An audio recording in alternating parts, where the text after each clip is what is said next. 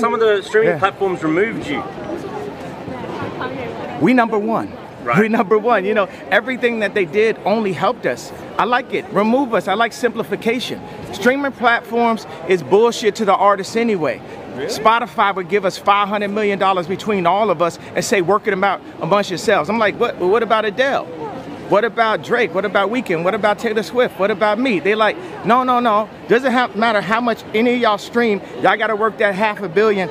A $500 million? A $500 million? That's what streaming companies think of us as the musicians, and all the label owners just hand it over. Right. You understand what I'm saying? Right. We ain't on that, bro. As long as I breathe, I'm here for all of my artists, all of my peers, and all the people.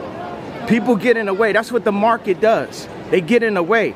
The diamonds are infinite, but people make a market out of it and try to charge more. They make diamonds our girl's best friend. You see what I'm saying? They make the Twix bigger. They trying to make us fat. You know what I mean?